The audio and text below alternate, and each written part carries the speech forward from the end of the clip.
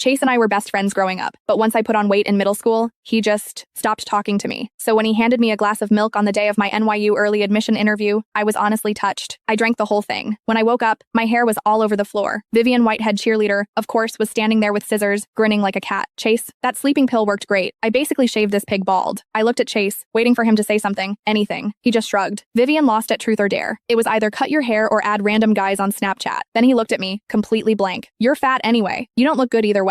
This was the same boy who once told me he'd marry me when my hair reached my waist. I didn't cry, not in front of them. I just quietly changed my early admission choice to Oxford, 5,000 miles away. In the bathroom mirror, my head looked like something a dog had chewed on. Patches of hair stuck up everywhere, other spots completely bare. I looked ridiculous. My hands shook as I tried to comb through what was left. Strands kept falling into the sink, mixing with my tears. I wanted to storm out and scream at Chase. Why? Why would he do this? But my interview was in 20 minutes. I bit my lip hard and tried to smooth the mess down, pulling whatever long pieces were left over the bald spots. It was useless. I looked like a complete clown. Did you hear? Vivian actually cut that fat pig Evelyn's hair. Girls' voices floated in from outside the stall. I froze, pressing myself against the wall. No way. Yes way. Chase bought the sleeping pills himself. That's why she was knocked out cold. That's kind of messed up though. Please. She's a fat pig who doesn't know her place. She's been chasing Chase forever, when everyone knows he and Vivian have been together for ages. She deserved it, right? How could someone like her think the baseball captain would ever be interested? Girl needs to look in a mirror. Every word hit like a needle. I slid down to the bathroom floor, my back against the cold tile. I couldn't even cry anymore. I just felt frozen. So that's how it was. All those years I'd told myself he was just awkward, just stressed, just being a typical guy. Lies, all lies. He thought I was embarrassing, not worth his time. So he let Vivian destroy the interview I'd spent years preparing for, just to clear her path to NYU. Memories came flooding back. When I tripped during PE, he frowned and walked away while everyone laughed. The breakfast I made him, he gave it to someone else. When I tried to walk home with him, he sped up and left me behind. Every single time, I made excuses for him. God, I was so stupid. I actually thought if I just lost weight, just got better grades, I could be good enough for him. That maybe our childhood promise still meant something. But to him, I was just the annoying fat girl who wouldn't take a hint. And he'd had a girlfriend this whole time. My phone buzzed. Mom, Evelyn, how was the interview? Don't be nervous. Mom believes in you. I stared at the screen until my vision cleared. Then I typed back. Mom, go to Chase's house and cancel the engagement. But don't tell him yet. I skipped the NYU interview. I walked into the Oxford interview room instead, looking like a disaster. The examiners definitely noticed, but I took a deep breath and just answered their questions. Maybe it was my composure. Maybe my answers were good. Either way, they stopped staring at my hair. Evelyn, we look forward to seeing you on campus in September. Walking out, my heart was pounding. Chase and I had planned to go to NYU together for years. That dream had kept me going through every late-night study session. But after that text to Mom, he wasn't part of my plans anymore. That night, our families had dinner together. Mom and Chase's mom stepped away to talk privately. Chase kept glancing at me. Finally, he asked, "How'd the interview go?" "Good," I said, not looking up. "The professor's excited to see me on campus." His face changed. "With your grades, NYU was a sure thing. Why'd you have to compete for the early admission spot? That's pretty selfish." Selfish? I